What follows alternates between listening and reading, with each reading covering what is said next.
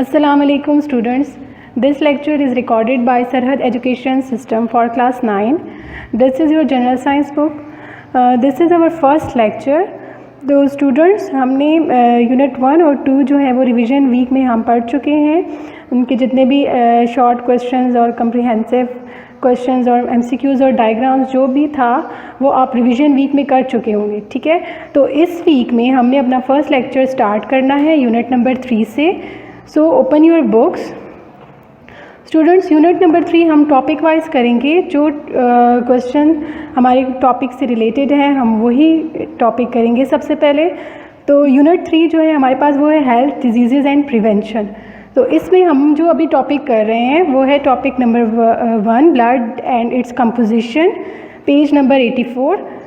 ये जो टॉपिक है आपकी क्वेश्चन नंबर 2 से रिलेटेड है. ठीक है, तो टॉपिक के बाद मैं आपको क्वेश्चन भी बता दूंगी कि किस क्वेश्चन से रिलेटेड है. So our first topic is blood and its composition. Blood, जिसको हम क्या कहते हैं खून, एंड इट्स कंपोजिशन, कौन कौन सी चीज़ों पर ये कंपोज हुआ है, इसमें कौन कौन से एलिमेंट्स पाए जाते हैं, कौन से सेल्स मौजूद होते हैं, कितनी अमाउंट होती है उनकी और उनका क्या फंक्शन होता है, ये सब हमने इस टॉपिक में पढ़ना है. ठीक है, तो जो जहाँ पर मैंने हाईलाइट की हुई ये टर्म्स काइंडली आप लोग हाईलाइट कर लें. So blood is a body fluid that delivers essential substances like nutrients and oxygen to the cells of the body. Blood also transport carbon dioxide and other waste products for removal from the body. In addition, the blood also helps fight infection. तो start में blood की definition दी है कि एक ऐसा fluid है जो कि आपकी बॉडी को आपके ज़रूरी न्यूट्रिएंट्स, जो आपके जिन न्यूट्रिएंट्स की आपको ज़रूरत होती है और जो गैसेस जैसे ऑक्सीजन आपके सेल्स को पहुंचाता है. ठीक है, तो जैसे कि ब्लड का क्या काम है, आपकी पूरी बॉडी में थ्रू द हार्ट सर्कुलेट करता है. तो जहाँ जहाँ सर्कुलेशन होती है, ब्लड जहाँ जहाँ जाता है वहाँ पर न्यूट्रिएंट्स उन सेल्स को पहुँचाता है. तो इनके अलावा जो है वो ऑक्सीजन की ट्रांसपोर्टेशन के लिए भी हेल्प करता है, कार्बन डाइऑक्साइड की ट्रांसपोर्टेशन और डिफरेंट जो वेस्ट प्रोडक्ट्स जो हमारे सेल्स को या हमारी बॉडी को ज़रूरी नहीं है उनके लिए वेस्ट का काम करते हैं, उनको हमारी बॉडी से रिमूव भी करता है. ठीक है, इसके अलावा जो एक फंक्शन है इसका वो ये है कि ये डिज़ीज़ के ख़िलाफ़ काम करता है. जितने भी अगर आपकी बॉडी में कोई इन्फेक्शन हो गया है तो ब्लड सेल्स में कुछ ऐसे सेल्स होते हैं जो इनके ख़िलाफ़ एक्शन लेते हैं. तो वो हम आगे पढ़ेंगे फिर डिटेल से. हमारी बॉडी में आप यहाँ पर पहले देख लें इस डायग्राम में कि इस ट्यूब में आपको जब इसमें ब्लड नज़र आ रहा होगा तो कुछ आप जब भी किसी भी ट्यूब में ब्लड डालेंगे तो थोड़ी देर बाद आप देखेंगे वो इस तरह से इसकी शेप हो जाएगी और उसका कलर हो जाएगा, मतलब 2 पार्ट्स में डिवाइड हो जाएगा. ठीक है, तो ये जो एंड वाला पार्ट है जो डार्क कलर का आपको नज़र आ रहा है ये एरिथ्रोसाइट्स हम कहते हैं इनको. उसके बाद ऊपर वाला ल्यूकोसाइट्स एंड प्लेटलेट्स, और फिर जो येलोविश पोर्शन आपको नज़र आ रहा है ये है प्लाज्मा. असल में ये ब्लड की सेल्स हैं. ठीक है, हर सेल की शेप, उनका कलर डिफरेंट होता है, इसीलिए आप जब इसको किसी भी ट्यूब में डालेंगे तो ये अपनी अपनी कलर में आ जाएंगे. तो हमारी बॉडी में जो है वो बिलियंस के हिसाब से सेल्स मौजूद होते हैं जिनको जो है वो ऑक्सीजन सप्लाई करना और न्यूट्रिएंट्स प्रोवाइड करना जो है वो ब्लड का ही काम होता है. तो ब्लड जो है वो ये सारी रिक्वायरमेंट्स प्रॉपर तरीके से पूरी करता है और सेल को पहुंचाता है ताकि आपकी बॉडी जो है वो हेल्दी रहे. तो average adult human body has about 5 liters of blood. Blood in our body is pumped by the heart through a network of arteries and veins. It is interesting to note that even the heart cannot survive without blood flowing through the vessels that bring nourishment to its muscular walls. तो एक adult human में कितना blood होता है? 5 liters blood पाया जाता है, जो कि कौन पंप करता है? हार्ट एक मेन ऑर्गन है आपका और वो ब्लड को पंप करने में हेल्प करता है. तो अपनी आर्टरीज, वेन्स, जो रगें होती हैं उनके ज़रिए, उनका जो जाल है आपकी पूरी बॉडी में फैला होता है, तो हार्ट जो है वो इनके ज़रिए आपकी पूरी बॉडी को ब्लड ट्रांसपोर्ट करता है. सो क्या है कि हार्ट जो है वो खुद भी ब्लड के बगैर सर्वाइव नहीं कर सकता, क्योंकि ब्लड वेसल्स जो रगें वगैरह हैं वो हार्ट को भी जो है वो इम्पॉर्टेंट न्यूट्रिएंट्स प्रोवाइड करती हैं, उसको एनर्जी देती हैं through the blood. So blood क्या है? ब्लड किस चीज़ से बना है? Compose of large variety of dissolve and suspended materials. इसमें बहुत सारे मटेरियल्स पाए जाते हैं, सब्सटेंसेस कुछ जो इसमें बिल्कुल डिज़ोल्व हुई होती है, हल हुई होती हैं। कौन कौन से न्यूट्रिएंट्स होते हैं इसमें? कुछ डाइजेस्टेड सब्सटेंसेस भी होते हैं, protein, gases, hormones, water, etc. If some human blood is collected from a person and placed in a test tube after adding some anticoagulants to prevent it from clotting, you will notice that it quickly separates it into two layers. The upper layer is yellowish and semi-transparent, जिसको हम कहते हैं plasma, while lower layer is thick and reddish in color, called blood cells. तो अगर आप किसी भी test tube में ब्लड ले लें और उसमें आप कोई भी केमिकल, ऐसा केमिकल जो कि ब्लड को क्लॉटिंग से बचाए, जमने से बचाए, एंटीकोगुलेंट उस केमिकल को कहते हैं, ठीक है। अगर आप वो उस टेस्ट ट्यूब में ऐड कर लेंगे तो कुछ देर बाद आप उसको 2 लेयर्स में देखेंगे, ठीक है। एक उसकी थिक लेयर होगी और दूसरी जो है वो थिन लेयर। तो जो ऊपर अपर वाली लेयर होती है येलोविश, वो ट्रांसपेरेंट होती है, हाफ ट्रांसपेरेंट होती है, जिसको हम प्लाज्मा कहते हैं।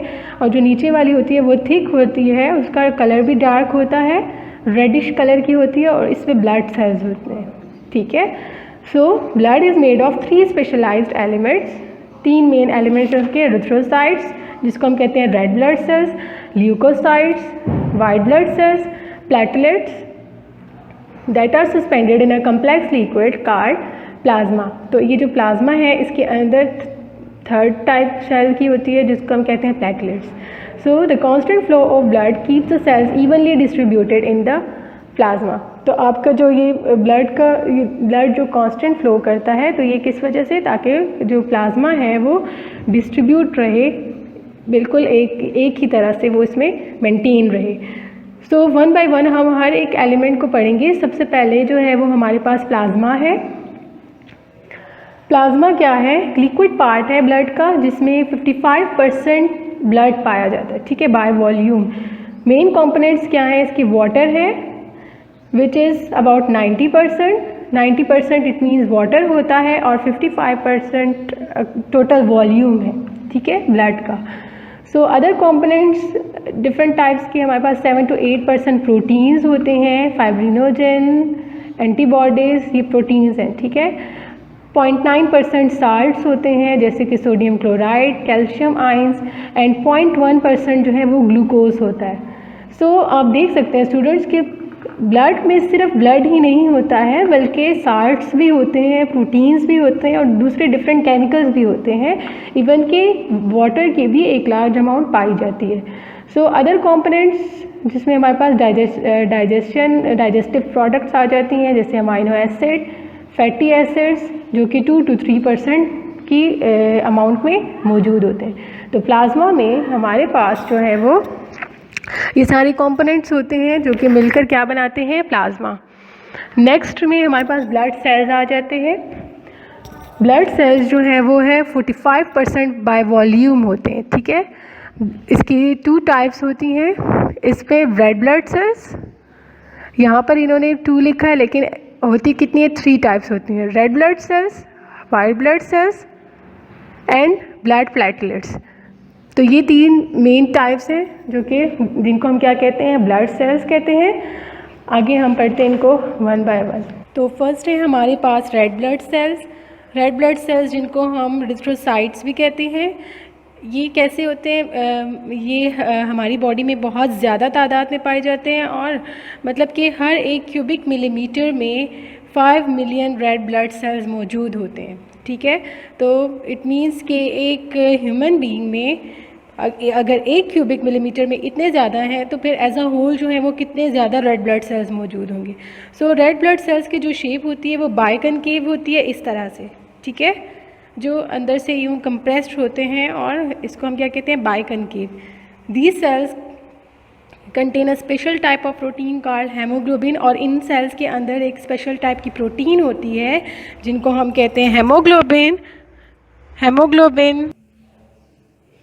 सो हेमोग्लोबिन का क्या फंक्शन है? ये हमारी बॉडी में ऑक्सीजन कैरी करता है और हमारी बॉडी टिश्यूज़ को जहाँ जहाँ भी मतलब ब्लड सर्कुलेट करता है उनको ऑक्सीजन सप्लाई करता है। तो रेड कलर जो है ब्लड का वो इसी वजह से, हेमोग्लोबिन की वजह से ही होता है, क्योंकि ये आयरन कंटेनिंग पिगमेंट है, मतलब आयरन जो एक एलिमेंट है हमारे पास इससे मिलकर बना हुआ है। तो एवरेज लाइफ स्पेन जो है वो रेड ब्लड सेल्स की कितनी है, 120 डेज़ है। मीन्स कि 120 डेज़ बाद ये खुद ब खुद डिस्ट्रॉय हो जाते हैं। तो फिर हमारे पास आती हैं सेकंड टाइप, जो कि है white blood sales. White blood sales जिसको हम ल्यूकोसाइट्स भी कहते हैं, और ये कलरलेस होते हैं। जैसे हमने पीछे रेड ब्लड सेल्स के बारे में पढ़ा है कि ये रेड होते हैं कलर में, लेकिन ये जो ल्यूकोसाइट्स होते हैं दीज आर कलरलेस, लार्जर होते हैं रेड ब्लड सेल्स से as compare to red blood cells, और न्यूक्लियस इनके अंदर मौजूद होता है हर एक सेल के अंदर।